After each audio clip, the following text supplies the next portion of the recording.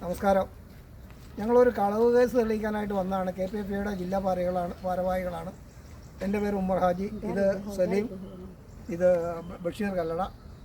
ഞങ്ങൾ 3 പേരും ഇന്നലെ രാത്രി ഈ ഇൻഡിക്കേറ്റർ വിളിച്ചാണ് ഇവിടെ വന്നത്. സോജി എന്ന് പറയുന്ന ആളാണ് ഈ ഫാമിൽ കോഴി ഇടുന്നത്. ഈ കോഴി പിടിക്കാനായിട്ട് ഒരു കച്ചവടക്കാരൻ രാത്രി ഈ കാണുന്ന പെട്ടിവണ്ടിയായിട്ട് ഇവിടെ വന്നു. ഇവിടെ വന്ന് ഏതാണ്ട് 13ഓളം ഇതിൻ്റെ ബോക്സുമായിട്ടാണ് വന്നത്. ഇവിടെ വന്നപ്പോൾ ഈ 13 ബോക്സ് തൂക്കിയതിൽ ഏതാണ്ട് 75ഓളം കിലോ തൂക്കം വ്യത്യാസം വന്നു. ആ സംശയത്തിൻ്റെ പേരിൽ ഇവിടെ ക്യാമറ ഉണ്ട് നിലവിൽ. ഒന്നങ്ങോട്ട് തിരികെ ക്യാമറ ഉണ്ട്. നിലവിൽ ആ കാണുന്ന ക്യാമറയാണ്. ഈ ക്യാമറയാണ് ഇതെല്ലാം സാക്ഷി വെക്കുന്നത്. ഈ വരുന്ന കക്ഷി, ഈ വണ്ടിവായി വന്ന കക്ഷി ഈ കോഴി പിടിക്കാൻ വരുമ്പോൾ ഇതുപോലെ ജാക്കി പോലെ ചെറിയ കമ്പികൾ, 1 അല്ല 2 അല്ല 3 അല്ല, അതിനടുത്ത് പല കമ്പികളുണ്ട്. ഈ കമ്പികളായിട്ട് വരിക, ഇതിൽ പൊക്ക അഡ്ജസ്റ്റ് ചെയ്യുക, ഈ ബോക്സിൻ്റെ അടിയിൽ വെച്ച് കൊടുത്ത് വെയിറ്റ് അഡ്ജസ്റ്റ് ചെയ്ത് വയ്ക്കുക. ഈ 3 ബോക്സ് മാത്രം തൂക്കി നോക്കിയപ്പോൾ ഏതാണ്ട് 21 കിലോ കിട്ടേണ്ട സാധനത്ത് 13 കിലോയാണ് കിട്ടിയത്. ആ മാതിരി ഇയാൾ വർഷങ്ങളായി ഇവിടെ നിന്ന് കട്ടുകൊണ്ടിരിക്കുകയാണ്. ഈ കട്ടത് ഇന്നലെ എന്തോ ഭാഗ്യവശാൽ ക്യാമറയിൽ നോക്കി, ഇൻഡിക്കേറ്റർ നോക്കിയാണ് ഈ പിടിച്ചെടുത്തത്. ഇങ്ങനെ ചെയ്തുകൊണ്ടിരുന്നതിൽ ഇയാൾക്ക് ഏതാണ്ട് 5 ലക്ഷം രൂപയോളം നഷ്ടമുണ്ട്. ഈ 5 ലക്ഷം രൂപയ്ക്ക് ഈ ഡ്രൈവർ പറയുന്നത് ഞാൻ 2 ലക്ഷം രൂപ കൊടുത്തുകൊണ്ട് ഈ പരിപാടി അവസാനിപ്പിക്കാം, ഇനി മേലാൽ ഞാൻ കോഴിക്കക്ഷി കച്ചവടം തന്നെ ചെയ്യൂല, എന്നെ ഇതിൽ നിന്ന് മോചിപ്പിക്കണം എന്ന് പറഞ്ഞു. അതൊന്നും സമ്മതിക്കാതെ കൊണ്ട് ഇയാളെ സ്റ്റേഷനിലാക്കി, ലോക്കപ്പിലാണ് അയാളിപ്പോൾ ഞങ്ങൾ ചർച്ച നടത്തിക്കൊണ്ടിരിക്കുകയാണ്. ഒരു തീരുമാനത്തിലും എത്തിയിട്ടില്ല. ഇയാൾ പറയുന്നത് 25 ലക്ഷം രൂപ ഇയാൾക്ക് വേണമെന്നുള്ളതാണ്. എന്തായാലും ഇതിനൊരു തീരുമാനം ഉടനെ ഉണ്ടാവും. ഇതുപോലെയുള്ള പറ്റിക്കപ്പെടൽ നമ്മുടെ എല്ലാ ഫാമുകളിലും ഉണ്ട്. എല്ലാ കർഷകരും വളരെ ശ്രദ്ധയോടെ ഇരിക്കണം. നമ്മൾ ആരെയും വിശ്വസിക്കേണ്ട. നമ്മൾ ഈ കോഴിത്തീട്ടം വാരി കിട്ടുന്ന പൈസ ഈ കോഴി വിൽക്കാൻ വരുന്ന വണ്ടിക്കാർ നമ്മളെ പറ്റിച്ചു കൊണ്ടുപോവുകയാണ്. നിസാര കാശാണ് നമുക്കിതിൽ നിന്ന് കിട്ടുന്നത്. വളരെ വരുമാനം കുറഞ്ഞ ഒരു തൊഴിലാണ് ഇത്. സർക്കാർ ഒരു ഭാഗത്തുനിന്ന് പിടിച്ചു പറിക്കുന്നു, കൂടാതെ ഈ വണ്ടിക്കാർ പിടിച്ചു പറിക്കുന്നു. നമ്മൾ ഈ കോഴിത്തീട്ടം വാരി ഉണ്ടാക്കുന്ന പൈസ നമ്മുടെ കൈകളിലേക്ക് എത്തുന്നില്ല. ഇത് സർക്കാരും അതുപോലെ ഇൻഡിക്കേറ്റർമാരും പ്രത്യേകം ശ്രദ്ധിക്കേണ്ട കാര്യമാണ്. നിങ്ങൾ ഉത്തരവാദിത്തപ്പെട്ട ആളുകളെ ഇവിടെ കുണിനിർ നിർത്തി വേണം കോഴി പിടിച്ചുകൊണ്ട് പോകാൻ. ഈ ഭായിമാരെ ഏൽപ്പിച്ചാൽ ഇതുപോലുള്ള അവസ്ഥ ഉണ്ടാവും. ഭായിമാർ പാവങ്ങൾ, അവർക്ക് ഇതിനെക്കുറിച്ച് ഒരു ഏകദേശ രൂപം വരെ ഇല്ല. ആയതുകൊണ്ട് ഇത് പ്രത്യേകം ശ്രദ്ധിക്കപ്പെടേണ്ട ഒരു കാര്യമാണ്. പിന്നെ ഞങ്ങൾ കോഴിക്കർഷകരെ സംബന്ധിച്ചിടത്തോളം ഞങ്ങൾ വളരെയധികം ബുദ്ധിമുട്ടിലും യാതനയിലുമാണ്. ഞങ്ങൾക്ക് പല വിധത്തിലുള്ള ബുദ്ധിമുട്ടുകളുമുണ്ട്. കർണാടക, തമിഴ്നാട് പോലെ ഇത് കോഴിക്കൃഷിയിൽ ഉൾപ്പെടുത്തിയില്ലെങ്കിൽ ഞങ്ങൾക്ക് വലിയ ബുദ്ധിമുട്ടിലാണ്. ഞങ്ങൾക്ക് 1 ടൈം ടാക്സ് ഉൾപ്പെടെ, അതുപോലെ പഞ്ചായത്തിൽ നിന്ന് ടാക്സ്, പൊല്യൂഷൻ ബോർഡിൻ്റെ ടാക്സ്, ഇങ്ങനെ പലവിധ ടാക്സുകളുമായിട്ട് ഞങ്ങൾക്ക് വളരെയധികം ബുദ്ധിമുട്ടിലാണ് പോയിക്കൊണ്ടിരിക്കുന്നത്. ഈ അടുത്ത ഈ കോതമംഗലം മുനിസിപ്പാലിറ്റിയിൽ ഒരു കർഷകൻ 2500 സ്ക്വയർ ഫീറ്റ് ഷെഡ് ഉണ്ടാക്കിയതിന് മുനിസിപ്പാലിറ്റിയിൽ നിന്നും അവർക്ക് അടയ്ക്കാൻ പറഞ്ഞിരിക്കുന്നത് 1,85,000 രൂപയാണ്. 1,85,000 രൂപയാണ്. അത് അടയ്ക്കാതിരിക്കാൻ നിവൃത്തിയില്ല. അതുപോലെ ടാക്സുകളും ലേബർ സെസ് കൂടാതെ പലവിധ ചാർജുകളുമാണ് ഞങ്ങൾ ഈടാക്കുന്നത്. ഈ വ്യവസായം മുന്നോട്ട് കൊണ്ടുപോകാൻ ഞങ്ങൾക്ക് വളരെയധികം ബുദ്ധിമുട്ടുണ്ട്. ഞങ്ങൾ ആത്മഹത്യയുടെ മുൻപിലാണ്. അതുകൊണ്ട് സർക്കാരും ഈ കാര്യത്തിൽ വളരെയധികം ഇടപെടണമെന്ന് വിനീതമായി അഭ്യർത്ഥിക്കുകയാണ്. ഈ പ്രസ്ഥാനം ഞങ്ങൾക്ക് മുന്നോട്ട് കൊണ്ടുപോകണമെങ്കിൽ സർക്കാരിൻ്റെ ഇടപെടൽ വേണം. ഇത് കൃഷിയിൽ ഉൾപ്പെടുത്തണം. തമിഴ്നാട്, കർണാടക പോലെ ഇത് കൃഷിയിൽ ഉൾപ്പെടുത്തിക്കൊണ്ട് ഈ പ്രസ്ഥാനത്തെ നിലനിർത്തി കൊണ്ടുപോകണമെന്ന് വിനീതമായി അഭ്യർത്ഥിക്കുന്നു. ഈ കേരളത്തിൽ ഏറ്റവും കൂടുതൽ ജനങ്ങൾ ഭക്ഷിക്കുന്നത് കോഴിയിറച്ചിയാണ്. ആ കോഴിയിറച്ചി ഉൽപ്പാദിപ്പിക്കുന്നത് പണ്ടൊക്കെ തമിഴ്നാട്ടിൽ നിന്നായിരുന്നു. ഇപ്പോൾ കേരളത്തിൽ ഈ വ്യവസായം തുടങ്ങിയിട്ട് 2 വർഷങ്ങളായിട്ടുള്ളൂ.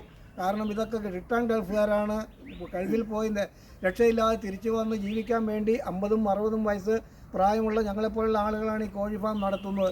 ഈ കോഴി ഫാം നടത്തുന്ന ആളുകൾ പല വിധത്തിലുള്ള ചൂഷണത്തിനും ഇങ്ങനെ ഇരയായിക്കൊണ്ടിരിക്കുകയാണ്. ഞങ്ങൾക്ക് നാളിതുവരെ ഇൻഡിക്കേറ്റർമാർ തന്നുകൊണ്ടിരുന്നത് 5 രൂപ 6 രൂപയായിരുന്നു.